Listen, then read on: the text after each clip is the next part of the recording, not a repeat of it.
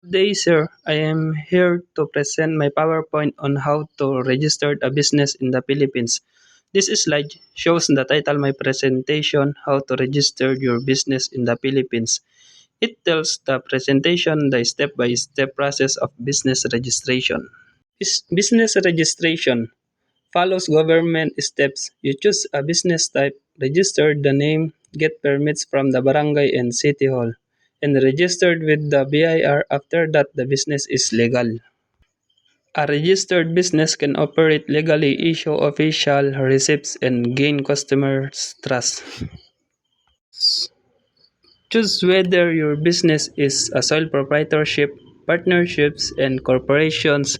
This affects how it is managed and registered.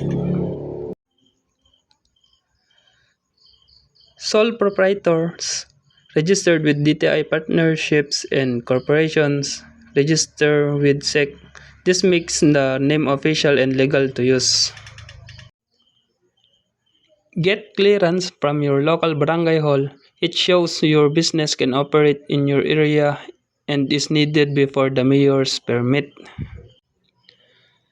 Apply at the city or municipal hall. This permit allows your business to operate legally in the city.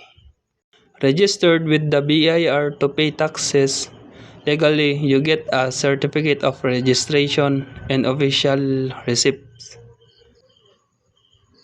Registering a business in the Philippines is a step-by-step process that makes a business legal, organized, and trusted by customers. First, the owner chooses the business type, sole proprietorship, partnerships, and corporation, which affects how it is managed and registered. Next, the business name is registered with the DTI for sole proprietorship or SEC for partnerships and corporations to make it official. The business can secure a barangay clearance and a mayor's permit to operate legally in the local community and city. After that, the business registers with the Bureau of Internal Revenue to pay taxes and issue official receipts. If the business has employees, it also registered with SSS, PhilHealth, and Pag-ibig and may need special permits depending on the type of business. Following these steps ensure the business can operate legally, gain customer trust, and grow safely.